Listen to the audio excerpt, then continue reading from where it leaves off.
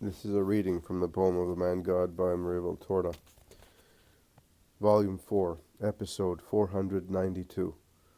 The Pharisees and the Adulterous Woman, 20th of March, 1944.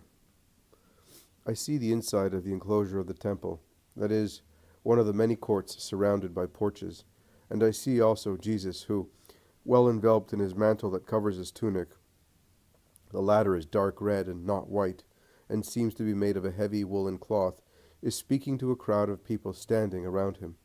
I would say that it is a winter day because I notice that everyone is muffled up, and that it must be rather cold because people, instead of standing, are walking fast as if they wish to warm themselves. The wind is blowing, shaking mantles and raising dust in the courts. The group pressing round Jesus, the only one to be still, whilst all the others standing around this or that master or walking up and down, opens out to let a small group of gesticulating, venomous scribes and Pharisees pass. They are spurting venom from their eyes, their livid faces and mouths. What vipers they are! Rather than lead, they are dragging a woman about 30 years old. Her hair is ruffled and her dress untidy, and she is weeping as if she had been ill-treated. They throw her at Jesus' feet as if she were a bundle of rags or a dead body, and she remains there, crouched, with her face resting on her arms, which hide it, and are like a cushion between it and the ground. Master, this woman was caught in the very act of committing adultery. Her husband loved her and ensured that she lacked nothing. She was the queen in her house, and she has been unfaithful to him because she is a vicious, ungrateful sinner and profaner. She is an adulteress, and as such she is to be stoned. Moses ordered so. In his law he orders us to stone such women like unclean animals, and they are unclean, because they betray faith and the man who loves them and takes care of them, and because like earth never sated, they always crave for lust. They are worse than prostitutes, because without the sting of need, they give themselves to satisfy their lewdness. They are corrupted and corrupters. They are to be sentenced to death. Moses said so. What have you to say, Master? Jesus, who had stopped speaking at the tumultuous arrival of the Pharisees, and had looked at the pack of angry men with piercing eyes, and then had lowered them on the depressed woman thrown at his feet, is silent. Still sitting, he has bent with his finger. He begins to write on the stones of the porch covered with the dust raised by the wind. While they speak, he writes, Master, we are speaking to you. Listen to us. Reply to us. Have you not understood? This woman has been caught in the very act of committing adultery. In her house, in the bed of her husband. She has polluted it with lechery. Jesus is writing. But this man is a fool. Don't you see that he does not understand anything, and that he is drawing signs on the dust like a poor fool? Master, for the sake of your name, speak. Let your wisdom reply to our question. We repeat it. This woman lacked nothing. She had clothes, food, love, and she has been unfaithful. Jesus is writing. She lied to the man who trusted her. With mendacious lips, she greeted him and went to the door with him. Smiling, she then opened the secret door and let her lover in. And while her husband was away working for her, like an unclean animal, she wallowed in her lewdness. Master, she's a desecrator of the law, as well as of her nuptial bed. She's a rebel, an impious person, a blasphemer. Jesus is writing. He writes and cancels with his sandal-shod foot what he has written, and writes further on, turning round slowly to find more room. He looks like a little boy playing, but what he writes are not playful words. He has written successively usurer, false, irreverent son, fornicator, murderer, desecrator of the law, thief, libidinous, usurper, unworthy husband and father, blasphemer, rebellious to God, adulterer. The words are written over and over again, while fresh accusers speak. Well, Master, your opinion. The woman is to be judged. She must not contaminate the earth with her weight. Her breath is poison that upsets hearts. Jesus stands up. Good gracious, what a face! His eyes flash like lightning, striking the accusers. He holds his head so upright that he looks even taller, and he is so severe and solemn that he seems a king on his throne. His mantle has fallen off one shoulder, forming a short train behind him, but he does not mind that. With stern countenance, and not even the least trace of a smile on his lips or in his eyes, he glares with such eyes at the crowds, which withdraw as they would before two sharp blades. He stares at them one by one, with such searching intensity that frightens. Those who are stared at try to withdraw into the crowd and hide there. The circle thus widens and breaks up, as if it were mined by an occult power. He finally speaks. If there is one of you who has not sinned, let him be the first to throw a stone at her. And his voice sounds like thunder, while eyes flash even more brightly. Jesus has folded his arms across his chest, and remains thus, as straight as a judge, awaiting. His eyes give no peace. They search, penetrate, and accuse. First one, then two, then five, then in groups, all the people present go away with lowered heads, not only the scribes and the Pharisees, but also those who were previously around Jesus, and others who had approached him to hear his opinion and the sentence, and both the former and the latter had joined together to abuse the guilty woman and demand her lapidation. Jesus is left alone with Peter and John. I do not see the other apostles.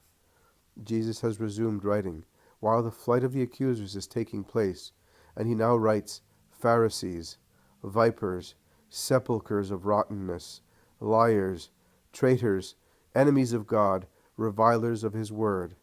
When the court is completely empty,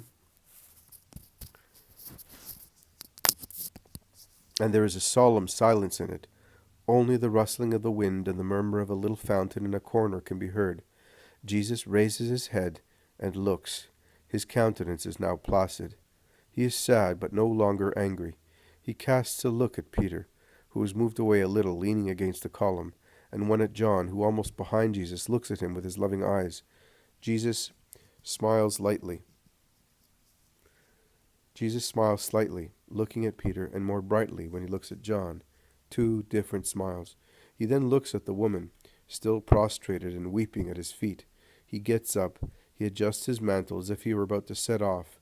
He beckons to the two apostles to go to the exit. When he is alone, he calls the woman. Woman, listen to me. Look at me. He repeats his order because she dare not look up. Woman, we are alone. Look at me. The poor wretch raises her face that tears and dust have turned into a mask of dejection. Woman, where are now those who were accusing you? Jesus is speaking in a low voice, with gravity, full of pity. His head and body are lightly bent forward towards so much misery, and his eyes are full of an indulgent, restoring expression. Did no one condemn you? The woman replies, sobbing, No, no one, Master. Neither do I condemn you. Go, and do not sin any more. Go home and behave in such a way that you may be forgiven by God and by the man you offended, and do not trespass on the benignity of the Lord. Go. And he helps her to get up, taking her by the hand, but he does not bless. Neither does he greet her with the salutation of peace. He looks at her going away, her head lowered and slightly staggering in her shame, and when she disappears, he sets off himself with the two disciples. Jesus says, What hurt me was the lack of charity and sincerity in the accusers, not because they lied in accusing. The woman was really guilty, but they were insincere, being scandalized at something they had committed thousands of times, and that only greater cunning and better luck had allowed to remain concealed.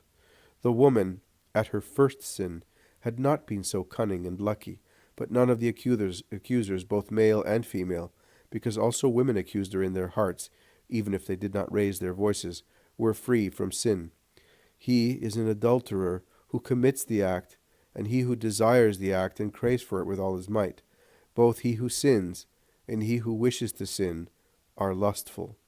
It is not sufficient not to do evil. It is also necessary not to desire to do it. Remember, Mary, the first word of your Master when I called you from the edge of the precipice where you were. It is not sufficient not to do evil. It is also necessary not to desire to do it. He who cherishes sensual thoughts and excites sensual feelings by means of literature and performances sought for such purpose and through a pernicious habit is equally impure as he who commits the sin materially. I dare say he is more guilty, because with his thoughts He goes against nature, not only against morals. I am not referring to those who commit real acts against nature. The only extenuating circumstance for such person is an organic disease or mental illness. He who does not have such an extenuating circumstance is inferior to the filthiest beast by 10 degrees. One ought to be free from sin in order to condemn with justice. I refer you to past dictations when I speak of the essential condition to be a judge. I was not aware of the hearts of those Pharisees. I was not unaware of the hearts of those Pharisees and scribes, or of the hearts of those people who had joined them in insulting the guilty woman. Sinners against God and their neighbor, they had sinned against faith, against their parents, against their neighbor, and above all, they had committed many sins against their wives. If by means of a miracle I had ordered their blood to write their sins on their foreheads, among the many charges that of adulterers by deed or by desire would have reigned supreme, I said, it is what comes from the heart that contaminates man, and with the exception of my heart, there was no one among the judges whose heart was pure. They lacked sincerity and charity. Not even their being like her in their hunger for lust induced them to be charitable. It was I who was charitable to the dejected woman, I, the only one, who should have been disgusted with her. But remember this, the kinder one is, the more compassionate one is to culprits. One is not lenient to the fault itself, no, but one is indulgent to weak people who have not resisted temptation. Man, oh, more than a fragile reed and a thin barbine, he is easily inclined to yield to temptation and to cling to whatever may make him hope to find solace, because many times sin is committed particularly by the weaker sex, owing to search for comfort. I therefore say that he who has no love for his wife or for his own daughter is 90% responsible for the sin of his wife or of his daughter, and will have to answer for them. Both the stupid love, which is nothing but foolish slavery imposed by a man on his wife, or by a father on his daughter, and the neglect of love, or even worse, a sin of lechery, which leads a man to other love affairs and parents to other cares than their children, are incentives to adultery and prostitution, and are condemned by me as such. You are beings gifted with reason, and guided by a divine law and by a moral law. To degrade yourselves to the behavior of savages or of brutes should horrify your great pride. But pride, which in this case would also be useful, is used by you for completely different matters. I looked at Peter and John in different ways, because I wanted to say to the former, Peter, make sure you are not lacking in charity and sincerity as well. And I also wanted to say to him as my future pontiff, remember this hour, and in future judge as your master did. Whilst to the latter, a young man with the soul of a child, I wanted to say, you can judge, but you do not, because your heart is like mine. Thank you, my beloved, for being so much mine as to be a second I. I sent the 2 disciples away before calling the woman, as I did not wish to increase her mortification with the presence of 2 witnesses. Learn, O pitiless men, no matter how guilty a man is, he is to be treated with respect and charity. You must not rejoice at his annihilation. You must not be pitiless, not even with curious glances. Have mercy on those who fall. I pointed out to the guilty woman the way she should follow to redeem herself, to go back to her house, to ask humbly to be forgiven, and to obtain forgiveness through an upright life, not to yield any more to the flesh, not to trespass on divine goodness and human kindness in order not to expiate more severely than at present for 2 or many sins. God forgives, and he forgives because he is goodness. But man, although I said, forgive your brother 70 times 7, is not capable of forgiving twice. I did not wish her peace, and I did not give her my blessing, because she was not fully detached from her sin, as is required to be forgiven. In her flesh, and unfortunately not even in her heart, there was no nausea for sin. When Mary of Magdala savored my word, she became disgusted with sin, and came to me full of goodwill to change completely. But this woman still hesitated between the voices of the flesh and those of the Spirit, and in the excitement of the moment she had not yet been able to use the axe against the stump of the flesh and cut it off in order to go, once she was mutilated of her greedy weight, to the kingdom of God, mutilated of what is ruin, but increased with what is salvation. Do you want to know whether she was saved? I was not the Savior for everybody. I wanted to be so, but I was not, because not everyone wanted to be saved, and that was one of the most piercing arrows in my agony at Gethsemane. Go in peace, Mary of Mary, and do not sin any more, not even in trifles. Under Mary's mantle there is nothing but pure things. Bear that in mind. One day, Mary, my mother, said to you, I ask my son with tears to give you to me. And another time, I leave it to my Jesus to have me loved. When you love me, I come, and my coming is joy and salvation. Mother wanted you, and I gave you to her. Nay, I took you there, because I know that where I can bend with authority, she takes you with the caress of love, and she takes you there even better than I do. Her touch is a seal before which Satan runs away. Now you have her dress, and if you are faithful to the prayers of the two orders, you will meditate on all the life of our mother, every day, on her joys and sorrows. That is, my joys and my sorrows, because since I, the Word, became Jesus, I have rejoiced and wept with her, and for the same reasons. So you can see that to love Mary is to love Jesus. It is to love him more easily, because I make you carry the cross, and I put you on the cross. Mother instead carries you or stands at the foot of the cross to receive you on her heart that can only love. Also at the moment of death, Mary's bosom is more pleasant than a cradle. Whoever breathes his last in her hears nothing but the voices of the angelical choruses whirling round Mary. He does not see darkness, but sees the sweet ray of the morning star. He hears no weeping, but sees her smile. He knows no terror.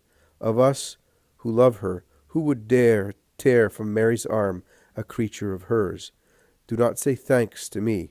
Thank her, who did not want to remember anything of you except the little good you have done and the love you have for me, and that is why she wanted you, to subdue under her foot what your good will did not succeed in subjugating. Shout, Long live Mary, and remain at her feet, at the foot of the cross. You will adorn your garment with the rubies of my blood, and with the pearls of her tears. You will have a queen's robe for your entrance into my kingdom. Go in peace. I bless you.